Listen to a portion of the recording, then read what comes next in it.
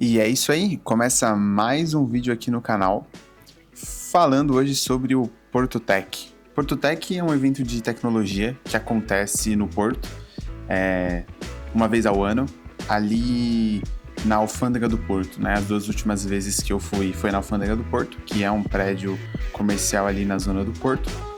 E hoje eu vou mostrar para vocês um pouco desse evento, as principais palestras, quais são as principais empresas que estão lá e mostrar como é o evento e você poder acompanhar como é um evento de tecnologia aqui em Portugal. Então, seja bem-vindo a esse vídeo e vamos lá. Primeira coisa, onde eu compro o ingresso para o Porto Tech? Então você tem o site do Porto Tech que te possibilita comprar os ingressos, né? Então eles começam a ser vendidos com 6 a 8 meses de antecedência e eles custam em torno de 40 e 60 euros, se você comprar rápido. E no site também você tem toda a agenda do evento. E aí o que está incluso nesse ingresso? Acesso a todas as palestras, aos workshops, só que você precisa se registrar antes, e 2 coffee breaks, um almoço e uma festa depois do evento, né? Então os eventos aqui em Portugal geralmente eles têm um meetup no final do evento, e aí tem cerveja, tem DJ, esse tipo de coisa. E você também tem um mapa do evento para você saber onde estão as palestras e onde acontecem geralmente as coisas no evento, tá? Eu vou usar esse mapa para mostrar para vocês um pouco do evento. Essa área circulada é o Exhibition Hall, então eu estou mostrando para vocês como que é o Exhibition Hall. E basicamente é o espaço onde as empresas que patrocinam o evento, elas compram esse stand e elas acabam patrocinando o evento por conta da compra do stand. É o mesmo mecanismo com outros eventos, como o Web Summit, J-Nation, etc. E elas ficam aí nesse espaço para divulgar, né, os seus produtos. E basicamente são empresas de tecnologia, então você tem empresas de cloud, você tem a Continental mostrando seus produtos de tecnologia, você sempre tem a Volkswagen mostrando as últimas inovações com relação a desenvolvimento de tecnologias autônomas para carros, você tem até a área de tecnologia da Adidas fazendo exibição aqui nesse evento. Então é um evento bem legal, onde muitas empresas bacanas elas vêm para aparecer. Tem também bastante consultoria que vem buscar profissionais e buscar candidaturas, e eles estão bastante interessados nos seus leads. E aí você se pergunta, como eles fazem para captar esses leads? O evento ele tem uma dinâmica assim, isso que você está vendo na tela é o meu ingresso do evento, a minha credencial do evento. Essa credencial ela tem vários carimbos, como se fosse um álbum de figurinhas. E aí você precisa completar esse álbum passando pelos stands, e aí cada stand que você passa tem uma brincadeira, uma explicação e um adesivo que completa esse álbum na sua credencial. No final do evento, você pode concorrer a uns sorteios. Esse ano era um iPhone, um Play 5 e mais alguma outra coisa.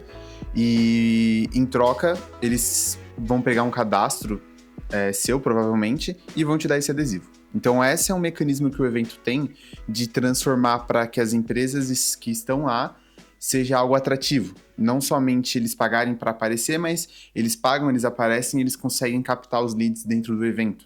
Então, esse é o mecanismo que o Exhibition Hall funciona, e essa é a forma que o evento tem de fazer com que as pessoas de fato interajam com os stands e não somente fiquem olhando.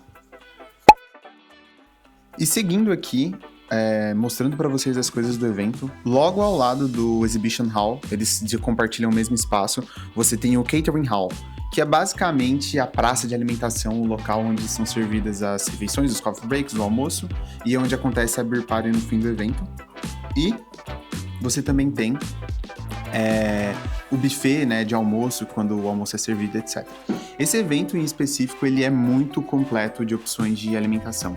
Para os coffee breaks, você tem muitas opções de café, que ficam sempre disponíveis, chás, sucos, água e bebidas alcoólicas como vinho, cerveja, etc.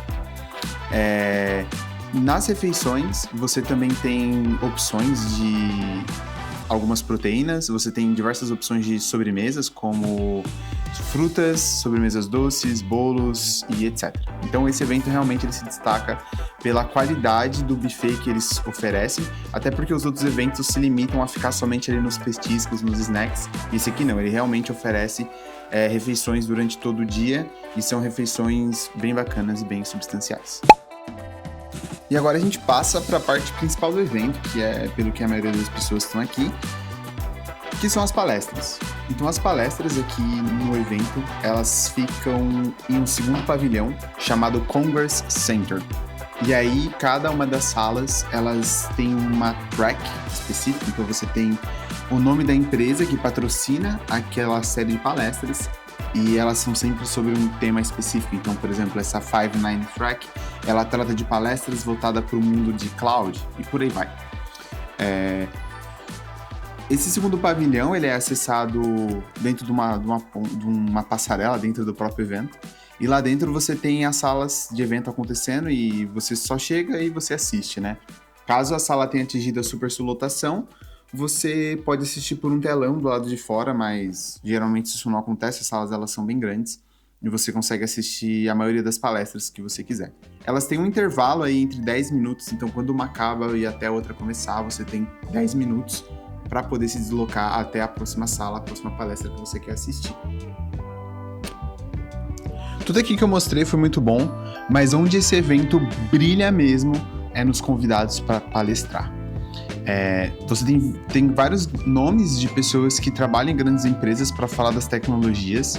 Esse ano teve muitos tópicos de IA, mas eu sinceramente tentei fugir dos tópicos de IA e tentei focar mais nos tópicos de programação.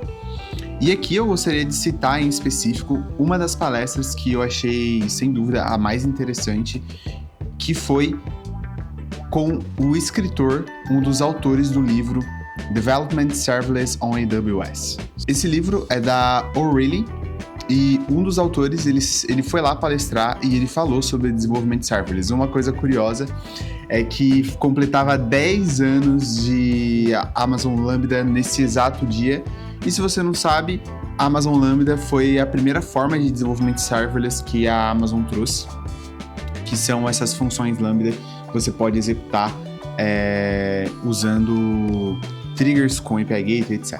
Então, essa forma de desenvolvimento serverless é o que foi abordado na palestra e qual a arquitetura utilizada, qual a melhor forma de se utilizar e por aí vai. Paralelos com monólitos, microserviços, etc. Então, foi uma palestra muito boa, uma palestra de fato enriquecedora e para mim foi o ponto alto das palestras do dia.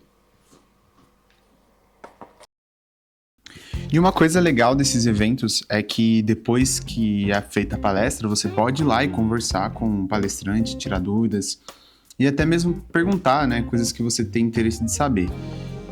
E com certeza você fica privilegiado de poder encontrar essas pessoas, né? Afinal de contas, você gosta de livros técnicos, quando que você poderia ter a chance de encontrar um autor de um livro que você gosta ou que você leu da área de tecnologia e tirar suas dúvidas com relação ao livro com o próprio autor. Então, eu acho que o principal ponto desses eventos é o contato com essas pessoas que você pode ter e sem restrição. Tá todo mundo ali com o objetivo de aprender e de trocar conhecimento. Bom, pessoal, esse foi o Porto Tech. Eu espero que vocês tenham gostado da cobertura do evento. Se vocês tiverem alguma dúvida, se vocês quiserem perguntar algo, coloquem aí no chat. E muito obrigado por mais esse vídeo. E valeu, até a próxima!